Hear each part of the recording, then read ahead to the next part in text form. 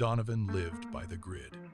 Every morning began with the rhythmic tap of keys as he synced animation frames and balanced business ledgers. He treated logistics like a high-stakes chess match, always calculating 3 moves ahead. His world was a sequence of efficiency, where every variable had a place and every action served a purpose. He checked the digital calendar, his fingers hovering over the screen to shift a meeting, ensuring the day flowed without friction. But then, a notification blinked red. A conflict. He frowned, tapping the screen to override the error. But the software resisted. He tried again, his movements sharp and deliberate. The system locked him out. He sat back, the silence of the room suddenly heavy. He had spent years optimizing every corner of their shared existence, treating their life as a project to be managed. He looked at the empty chair across the table, then at the clock. The grid was fracturing, and he realized his obsession with order was creating problems. Donovan stood in the hallway, the forgotten charger heavy in his palm. He approached the glass wall of Amelia's office, intending to leave the item and depart. Inside, the room was thick with tension. A department head stood over her desk, pointing at a projected timeline, dismantling her project piece by piece. He demanded immediate, drastic changes, his voice muffled but his posture aggressive. Donovan braced himself, expecting Amelia to react with the same defensive rigidity she showed him at home. He waited for the flash of irritation, the sharp retort. Instead, she did not flinch. She leaned forward, her pen moving steadily across a notepad. She nodded at the critique, then asked a series of sharp, clarifying questions that cut through the noise. She treated the boss's demands as functional data points, nothing more. She was calm, precise, and entirely in command of her own reactions.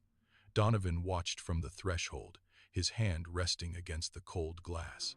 He saw a version of his wife he rarely encountered in their living room. She was navigating the hierarchy with grace, turning a confrontation into a collaborative pivot. He realized then that she was not incapable of flexibility. She was simply choosing where and when to apply it. The contrast hit him with the force of a physical blow. That evening, the air in the house felt thin. Donovan sat on the sofa, his phone glowing in the dim light. He opened their shared digital calendar, his fingers hovering over the screen with practiced precision. He wanted to clear the path for the coming days, to remove any potential friction before it could manifest. "I moved the maintenance appointment to Friday," he said, his voice steady and calm. He did not look up, his mind already calculating the commute time and the school event logistics. "That way, we will not have to rush back from the school event." He tapped the screen to finalize the entry. He waited for a nod, or perhaps a simple acknowledgement of the efficiency. Instead, the room went deathly quiet. A sharp, rhythmic thud cut through the silence. Amelia had slammed her tablet onto the coffee table. The screen rattled against the wood. Donovan looked up, his hand still frozen in the air. Amelia stood over the table, her jaw set, her eyes locked onto his. Amelia did not retreat. She stood firm, her gaze fixed on him, refusing to let the moment pass. "I did not ask you to reorganize my afternoon," she said, her voice low and tight. She picked up the tablet, then set it down again with deliberate force. "I have it under control." Donovan shifted on the sofa, keeping his hands visible and open. He leaned back, attempting to lower the temperature of the room. "I am not trying to control you," he replied, his tone measured. "I am trying to manage the logistics so we are not stressed." Amelia began to pace, moving through the narrow gap between the sofa and the window. Each step was sharp, rhythmic, and purposeful.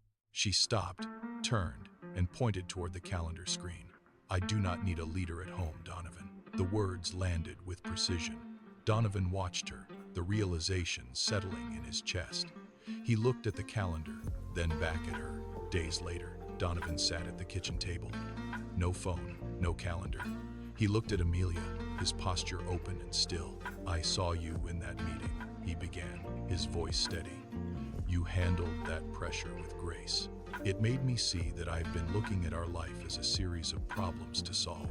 I have been acting like a manager, and you do not need a manager." Amelia stopped stirring her tea. She looked at him, the sharp line of her jaw finally softening. "I do not want to be your project," she said. "I want to be your teammate." Donovan nodded. He reached across the table, his hand open. "From now on, I will ask before I move the pieces. We decide the strategy together." Amelia reached out and squeezed his hand. The tension in her shoulders dropped. The air in the room shifted.